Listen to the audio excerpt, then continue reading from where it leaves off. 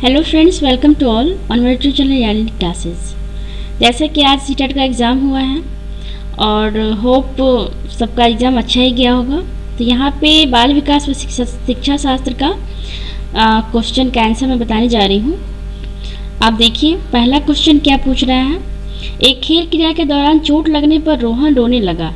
यह देखकर उसके पिता ने कहा, लड़कियों की तरह व्यवहार ना करो, लड़की रोते नहीं हैं। पिता का यह कथन क्या होता है? ये पहला इसका आंसर हो जाएगा, लैंगिक रूढ़िवादिताओं को दर्शाता है। ठीक है। अब दूसरा देखिए, एक प्रगतिशील कक्षा में अध्यापक को अटल पाठ्यक्रम का पालन करना चाहिए। ठीक है, ये गलत है। इसका आंसर हो जाएगा तीसरा, ज्ञान की संरचना के लिए प्रचुर मौके प्रदान करने चाहिए। ठीक है। अब थर्ड नंबर क्वेश्चन देखिए, एक गतिविधि के दौरान छात्रों को संघर्ष करते देख एक अध्यापिका बच्चों को संकेत और इशारे जैसे क्या, क्यों, कैसे प्रदान करने का फैसला लेती है। लेव वाइगोत्स्की के सिद्धांत के अनुसार अध्यापिका की यह योजना क्या होती है? अधिगम के लिए पाठ आधारभूत संरचना का काम करेगी। ठीक है, इसका आंसर ये हो जाएगा। क्वेश्चन नंबर फोर्थ, बच्चों के समाजीकरण के संदर्भ में निम्न में से कौन सा कथन सही नहीं है? कौन सा कथन सही है? तो इसका हो जाएगा नंबर 1, विद्यालय समाजीकरण का एक द्वितीयक कारक है और परिवार समाजीकरण का एक प्राथमिक कारक है। ठीक है। जहाँ भी बच्चों और समाज के लिए क्वेश्चन आता है तो वहाँ पे सबसे पहले हम लोग आंख बंद करके परिवार को ही क्या करते हैं, प्राथमिक कारक मानते हैं और विद्यालय को दूसरा मानते हैं। ठीक है, क्योंकि बच्चे का विकास जो होता है वो संयुक्त परिवार से होता है। नेक्स्ट देखिए, बहुबुद्धि का सिद्धांत जोर देता है कि, तो इसका आंसर हो जाएगा बुद्धिमत्ता की विभिन्न दशाएं हैं। ठीक है। लॉरेंस कोलबर्ग के सिद्धांत के अनुसार किसी कार्य को इसलिए करना क्योंकि दूसरे इसे स्वीकृति देते हैं नैतिक विकास के कौन सा चरण को दर्शाता है? तो प्रथागत चरण को। ठीक है। अब देखिए, लेव वाइगोत्स्की का सामाजिक सांस्कृतिक परिप्रेक्ष्य अधिगम प्रक्रिया में डैश के महत्व पर जोर देता है। तो इसका आंसर हो जाएगा सांस्कृतिक उपकरणों के महत्व पर जोर देता है। जीन पियाजे अपने संज्ञानात्मक विकास के सिद्धांत में संज्ञानात्मक संरचनाओं को डैश के रूप में वर्णित करते हैं। तो इसका आंसर हो जाएगा स्कीमा, मनोबंध। ओके।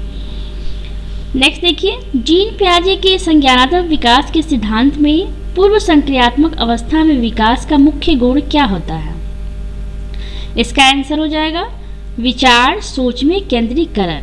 ठीक है, इसका आंसर 2 हो जाएगा। 4 गलत है, इसका आंसर हो जाएगा 2। 4 किसी ने रॉन्ग कर दिया।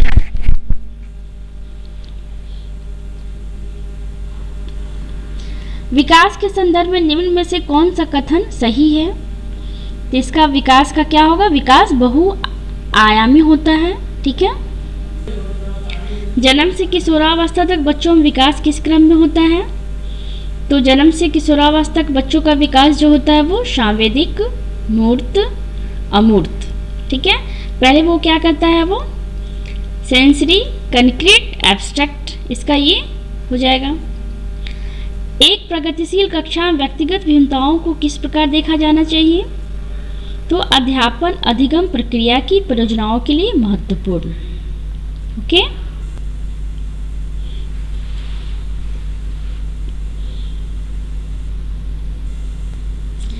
एक समावेशी कक्षा में डैश पर जोर होना चाहिए।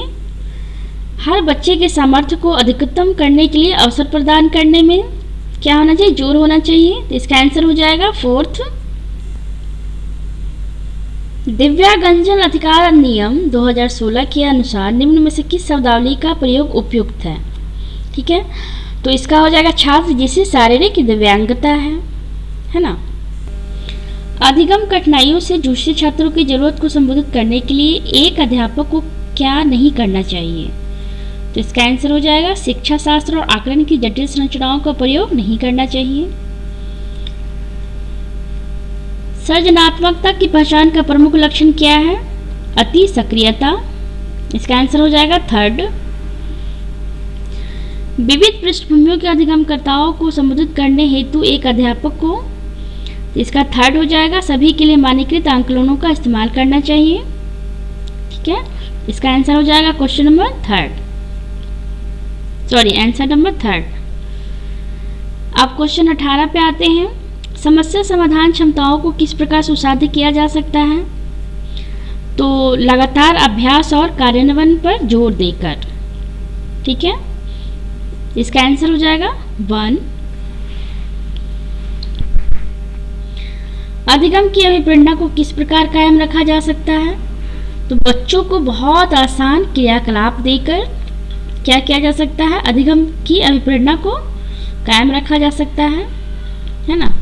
बच्चों को बहुत छोटे छोटे कार्य देते हैं हम लोग, आसान कार्य देते हैं, तो क्या होता है वो मोटिवेट होते हैं और कार्य को करना आरंभ करते हैं, कार्य में काफ़ी रुचि लेते हैं। शर्मिंदगी डैश का इसका आंसर हो जाएगा 2 का संज्ञान पर नकारात्मक प्रभाव पड़ सकता है। ठीक है, निम्न में से अध्यापन अधिगम का सबसे प्रभावशाली माध्यम कौन सा है? तो इसका आंसर हो जाएगा 2 संकल्पनाओं के बीच संबंध खोजना। क्वेश्चन नंबर नेक्स्ट देखिए। एक अध्यापिका को दिए गए किसी कार्यकलाप में छात्रों की विभिन्न त्रुटियों का विश्लेषण करना चाहिए, क्योंकि त्रुटियों की समझ अध्यापन अधिगम प्रक्रिया के लिए अर्थपूर्ण है। तो इसका आंसर हो जाएगा 2।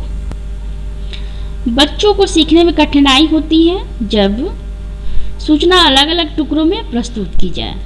ठीक है, इसका आंसर हो जाएगा क्वेश्चन नंबर 23 का हो जाएगा आंसर 1। नेक्स्ट, अधिगम की सर्वोत्तम अवस्था कौन सी है? तो इसका आंसर हो जाएगा 3 संतुलित उत्तेजना, कोई भय नहीं। अधिगम का संरचनात्मक विचार यह सुझाव देता है कि ज्ञान की संरचना में बच्चे सक्रिय भूमिका निभाते हैं। अधिगम के लिए निम्न में कौन सी धारणा उपयुक्त है? तो इसका आंसर हो जाएगा 2 योग्यता अटल है। निम्न में से कौन सी परिपाटी विद्यार्थियों में संकलनात्मक समझ में बढ़ोतरी करने में सहायक है? तो इसका आंसर हो जाएगा अन्वेषण और संवाद। एक कार्य के दौरान शायना स्वयं से बात कर रही है कि वह कार्य पर किस प्रकार प्रगति कर सकती है। लेव वागोत्स्की की भाषा और चिंतन सोच के बारे में दिए गए विचारों के अनुसार इस तरह का व्यक्तिगत वाक्य क्या दर्शाता है? तो इस तरीके का जो भी खुद से बातें कर रही है ना, तो इसका आंसर हो जाएगा 2, है ना। स्वनियमन। मूल्यांकन पद्धतियों का लक्ष्य होना चाहिए विद्यार्थियों की जरूरतों एवं आवश्यकताओं की पहचान करना। बच्चों के विकास की व्यक्तिगत भिन्नताओं को किस पर प्रतिरोपित किया जा सकता है? तो इसका आंसर हो जाएगा 4 आनुवंशिकता एवं पर्यावरण की पारस्परिकता पर। ठीक है, धन्यवाद।